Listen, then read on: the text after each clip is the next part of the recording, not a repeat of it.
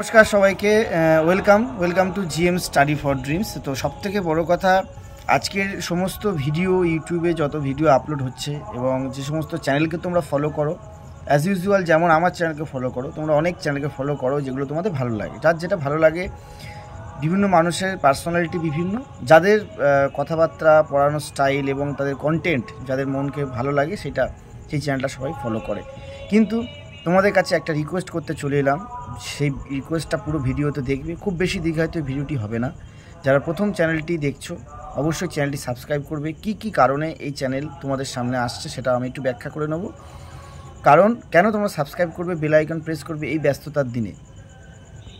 GM study for dreams যখন থেকে শুরু হয়েছে, বেসিক্যালি পুলিশের সার্ভিসের একজন ব্যক্তিত্ব হিসাবে যেহেতু এই ডিপার্টমেন্টে রয়েছি, তাই এই চ্যানেলটি শুধুমাত্র ওইগুলোর উপরে স্পেশালাইজড, কিন্তু পুলিশ সার্ভিসের উপরে। কিন্তু এছাড়া সমস্ত রকম চাকরির যেগুলো দরকারি আমার নলেজে যেগুলো আছে সেইটুকুর উপরে আমি ক্যাপাসিটি অনুযায়ী ভিডিও শেয়ার করি, যেগুলো তোমাদের কোনো না কোনোভাবে কাজে লাগে। এবং অলরেডি যাদের লেগেছে তারা অলরেডি আমাকে ভালোবাসো এবং তারা মেসেজ করো, যেখানে দেখা হয় সেই সম্মানটা দাও। এই মুহূর্তে আমি মালদাতে আছি। তো মালদায় এখানে রেল স্টেশনে একজন সিভিক ভাইয়ের সাথে আমার পরিচয় হলো। সে আমার চ্যানেল দেখে এবং আমাকে অনেক হেল্পও করেছে। আমি যেহেতু অন্য জায়গায় এসেছি, সে অন্য একটা কাজে আমাকে হেল্পও করেছে। এই যে পরিচিতিটা, এটা ভালো লাগে। তো জিএম স্টাডি ফর ড্রিমসের তরফ থেকে যে সমস্ত free PDF, notes, mock test, সেগুলো টেলিগ্রাম, হোয়াটসঅ্যাপে যেমন পাচ্ছ, হালছাওনা বন্ধু ব্যাচে যেভাবে ক্লাস পাচ্ছ, এছাড়া তোমাদের সমস্ত গরিব ছাত্রছাত্রীদের জন্য যারা অল দ্য টাইম এই রাউন্ড দ্য ইয়ার আমার সাথে আছো, তারা জানো গ্রুপে তোমাদের ডেলি না হোক তোমাদের নোটস আমি পিডিএফ করে করে পাঠাই। এছাড়া কেউ ফোন করে বা মেসেজ করে যা জানতে চায়, যে কোনো সমস্যার সমাধান করি এবং মাঝে মাঝে একটা করে ভিডিও আনার চেষ্টা করি যেগুলো দেখে তোমাদের কাজে লাগবে। তো আজকের ভিডিওতে আমি সাব ইন্সপেক্টরদের জন্য কিছু কথা বলবো। এসআই, যারা পুলিশের সাব ইন্সপেক্টর হয়ে জীবনের স্বপ্ন পূরণ করতে চাও, জীবনে এসআই হতে চাও, তাদের সবার আগে একটা প্রশ্ন উত্তর। কলকাতা পুলিশের সাব ইন্সপেক্টর এবং বেঙ্গল পুলিশের সাব ইন্সপেক্টরের মধ্যে একটা ছোট্ট পার্থক্য আলোচনা করব। তো ভিডিওটা প্রথম থেকে লাস্ট পর্যন্ত প্লিজ দেখবে। কলকাতা পুলিশের যে এসআইয়ের রেজাল্ট এখনও বেরোয়নি। কতদিন হয়ে গেল আজকে, কতটা মানসিকভাবে মানুষ যদি কোনো একটা পুলিশ সার্ভিসের ওপর আজকের সে যদি এসআই হবে বা অফিসার হবে শুধু স্বপ্ন নিয়ে থাকতো, তাহলে প্রায় 1 বছর হতে চলো রেজাল্ট নেই। তাহলে সেই মানুষটা কি, যে এসআই পাস করবে, অলরেডি কোয়ালিফাই করবে, সে ভালো মার্কস পাবে, সে কি হাত গুটিয়ে কিন্তু বসে নেই। সে আবার যেহেতু গ্র্যাজুয়েশন লেভেল ওটা পরীক্ষা, সে যেগুলো গ্র্যাজুয়েশন লেভেলে পরীক্ষা আছে বা এইচএস লেভেলে আরও ভালো পরীক্ষাগুলো আছে সেগুলো কিন্তু সে দিচ্ছে। সিএইচএসএল, সিজিএল, ব্যাংক থেকে শুরু করে পিএসসি থেকে শুরু করে এসএসসি সব পরীক্ষা। আবার যখন কেপি রেজাল্টটা বেরোবে তখন আবার সেটা দেখে সেইভাবে কাজ হবে। কিন্তু যারা এসআই রেজাল্টটা আসছে না, তাদের আমি বলবো একটা কথা, যে সত্যি রাজ্য সরকারের অবস্থা, যখন পরীক্ষা, ওবিসি কেস আলোচনা হতে হতে হঠাৎই দেখলে তোমরা বিভিন্ন রকম ওয়াকআপ আন্দোলন, তারপর পশ্চিমবঙ্গের এই রাজনৈতিক পরিস্থিতি এবং অচল অবস্থা, চারিদিকে খবর খুললে তোমরা সবাই অবগত। এর সাথে সাথে পলিটিক্যাল যারা পার্সোনালিটি আছে তাদের মধ্যে নিজেদের যে ইউনিটিটা খুব সুন্দর আছে, কিন্তু গরিব মানুষ, আমরা সাধারণ মানুষ তার মধ্যে অনেকটাই সাফার করছি। তার সাথে সাথে চাকরি প্রার্থী যারা, বেকারত্ব, যারা গরিব ঘরের ছেলেমেয়েরা, যারা বেকার, বড় লোক হোক গরিব হোক, যারা বেকার, আলটিমেটলি তাদের কিন্তু ক্ষতি হচ্ছে।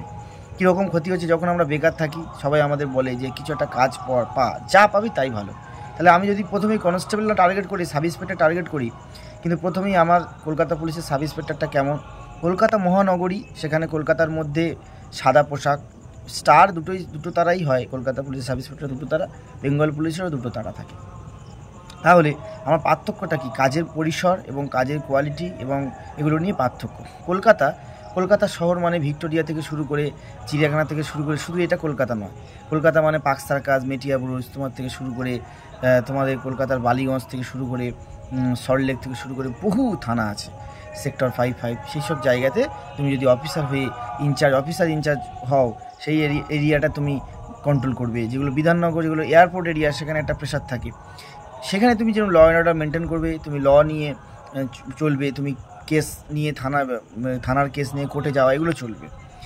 কিন্তু কলকাতার মধ্যেই তোমার পাওয়ারটা সীমাবদ্ধ এবং তুমি ফ্যামিলি, বাবা মা, পরিবার, বাচ্চা, ফ্যামিলি, ওয়াইফ, এদেরকে নিয়ে তুমি তোমার কোয়ার্টারে রেখে কলকাতার মধ্যে যেখানে যেখানে পোস্টিং চেঞ্জ হবে কলকাতার মধ্যে ঘোরাফেরা করতে পারবে উইদিন একটা রেঞ্জের মধ্যে। এবং ডিউটি পরিসরটা ল অ্যান্ড অর্ডার, যারা থানায় ডিউটি করে তাদের ল অ্যান্ড অর্ডারটা কম হয়, যারা আর্মডে হয় তাদের ল অ্যান্ড অর্ডারটা বেশি হয়। থানা হলে থানার মধ্যে কেস কামারি আসামিদের নিয়ে ডিউটিটা বেশি হয়, এবং গাড়ি নিয়ে বাইরে বাইরে যেগুলো বাসে করে ল অ্যান্ড অর্ডার পাঠানো হয়। ধরো এখন মালদায় গণ্ডগোল হচ্ছে বা মুর্শিদাবাদে গণ্ডগোল হচ্ছে, যদি তুমি আর্মডের অফিসার হও, যদি ডব্লিউপি যারা আর্মডের অফিসার হয় তারা যে ব্যাটালিয়ানগুলোতে বিলং করে থাকে, সেই ব্যাটালিয়ান থেকে বাস ছাড়ে, সেখানে সাব ইন্সপেক্টর, এএসআই এবং কনস্টেবলের একটা টিম একটা সিসির মাধ্যমে অর্ডার কপি দিয়ে ছেড়ে দেওয়া হয়। যেন এই মুহূর্তে মুর্শিদাবাদে অনেক ফোর্স ডিপ্লয়েড আছে, দীর্ঘ 1 মাস 2 মাস অনেক সময় ফোর্স ব্যাটালিয়ান থেকে ইউনিট থেকে বেরিয়ে যায়, কিন্তু তখন রিটার্নও করতে করতে প্রায় 2 মাস আরও বেশি লেগে যেতে পারে। সেখানে কিন্তু একজন সাব ইন্সপেক্টর হিসাবে সেখানে কিন্তু অনেক এসআইরা থাকে, কিন্তু যারা থানায় থাকে তারা তাহলে কেমন এসআই, তারা কিন্তু ইউবির অফিসার, আর যারা ল অ্যান্ড অর্ডার করে তারা এবির অফিসার। আর্মডের কী পার্থক্য, হাইট ওয়েটের একটু পার্থক্য থাকে, একটু ফিজিক্যাল ব্যাপার থাকে, আর কাট অফ কিন্তু আর্মডে কম লাগে আর ইউবিতে বেশি লাগে। তা ডব্লিউপি সাব ইন্সপেক্টর হলে সারা ওয়েস্ট বেঙ্গলে, ধরো তোমার প্রথম এসআই পেলে ডব্লিউবি এপিতে তুমি ফার্স্ট ব্যারাকপুর ব্যাটালিয়ানে তোমার হলো, বা 9 ব্যাটালিয়ান কৃষ্ণনগরে হলো, কিন্তু যদি তুমি ইউবিতে সাব ইন্সপেক্টর হও তোমাকে লাইন ওয়ারের মাধ্যমে প্রথমে একটা জায়গায় অভিজ্ঞতা অর্জন করাবে, তারপর তোমাকে কোনো থানায় দেওয়া হবে। ধরো বসিরহাট বিভিন্ন জায়গায় হতে পারে, তোমার জঙ্গলমহলের কোনো থানা হতে পারে, কোথায় হতে পারে কেউ জানে। সারা পশ্চিমবঙ্গের যে কোনো একটা প্রান্তে থানা, খাকি পোশাকের sub inspector, WP sub inspector, WP শুধু লেখা থাকবে ডবল স্টার, একটা লাল রিবন, একটা ব্ল্যাক রিবন থাকবে, ঠিক আছে, ব্ল্যাক নয় সরি ব্লু রিবন থাকবে। এই জায়গাটা ফলো রাখতে হবে। কলকাতা পুলিশের সাব ইন্সপেক্টর হলে মহানগরীতে তোমাদের ডিউটি হবে।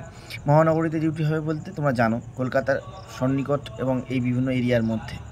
এই ছিল সাব ইন্সপেক্টর লাইফ। আর সাব ইন্সপেক্টরের জন্য লাস্ট আমি বলে নেবো, মোটামুটি তোমরা অবগত কী কী ডিউটি করতে হয়, টুকটাক ডিউটি ভিডিও দিয়েছি। এখন থেকে কি পড়াশোনা করবে, যেটা ডব্লিউবি সাব ইন্সপেক্টরটা 1 চান্সে পেতে পারো, যে কারণে আমরা এই পরীক্ষাটায় এখনও পর্যন্ত সাকসেসফুল, মানে খুব কাছাকাছি গিয়েও ফিরে এসেছি। যে কারণটা সেটা হচ্ছে লেখার অভ্যাস। লেখার অভ্যাসটা যখন অনার্স পেপার আমরা পড়েছি, যে অনার্স করেছো তখন কিন্তু একটা লেখার অভ্যাস ছিল। যারা ম্যাথ অনার্স করেছো তারা ম্যাথ ও ডেসক্রিপটিভ ভালো পড়ো। ডেসক্রিপটিভ ব্যাপারটা তোমার কজ অফ হেডেক হয়ে দাঁড়াবে। তুমি প্রথমটা পাস করে যাবে, মাঠও হয়ে যাবে 800 মিটার। ডেসক্রিপটিভ পেপার যখন চলে আসবে তখন তুমি বাংলা হোক ইংরাজি হোক লেখার একটা অভ্যাস দরকার। মানুষ কিন্তু একদিনে লিখতে পারে না। একটা ধরুন বললো যে মোথাবাড়িতে মালদায় যে গণ্ডগোল, যে মুর্শিদাবাদে যে গণ্ডগোলটা হচ্ছে ওয়াকাব আন্দোলন নিয়ে, ছোট্ট একটা প্রতিবেদন বা রিপোর্ট লেখার জন্য একটা ছোট্ট রিপোর্ট পড়লো, এটা তোমাকে লিখতে হবে। তোমাকে তাহলে সেইভাবে স্টক অফ ওয়ার্ড, ভোকাবুলারি সুন্দর গুছিয়ে কীভাবে লিখতে হয়, এটা কিন্তু একদিন যদি তুমি স্টেজে মারবো, আমি পরীক্ষার সেন্টারে বসে লিখবো, তাহলে সময় যেরকম লাগবে, বানানো ভুল হবে এবং তোমার টাইমে নামিয়ে আসতে পারবে না। তাই এখন থেকে লেখা যেরকম অঙ্ক আমরা প্র্যাকটিস করি, সেরকম বিভিন্ন নিউজ পেপার, ইংরেজি নিউজ পেপার 1 সপ্তাহে একটা নিয়ে করতে পারো, বা তুমি ডেলি নিতে পারো, যে যেরকম ক্ষমতা, বা অনলাইনে অ্যাপ থেকে নিউজ দেখো এবং খাতায় নোট করতে শুরু করো। একটা খাতায় ডেলি একটা করে নোট লিখবে। মনে করবে যে আজ আমি একটা লিখবো, লিখে লিখে প্র্যাকটিস করবে, দেখবে নিজের আয়ত্তে চলে আসবে কীভাবে লেখাটা শুরু করতে হয়, কীভাবে একটা লেটার শুরু করতে হয়, কীভাবে একটা রিপোর্ট শুরু করতে হয়, এসে কীভাবে শুরু করতে হয়, খুব ভালোভাবে রপ্ত করতে পারবে। Practice makes a man perfect. আর আমাদের সব কিছু লাইফে প্রিডেস্টাইন থাকে, কিন্তু আমাদের হার্ডওয়ার্ক করে অ্যাচিভ করে নিতে হয়, আর আমাদের সব কিছু বাই ডিন্ট অফ হার্ডওয়ার্ক, তাছাড়া কিছু হয় না। তো ভিডিওটা ছোট ভিডিও এখানেই শেষ করলাম। নেক্সট ভিডিওতে আবার দেখা হবে। সাব ইন্সপেক্টর হতেই হবে, অফিসার হতে হবে, চাকরি করবো অফিসার হয়ে করবো, তাই না? চলো, ভালো থেকো।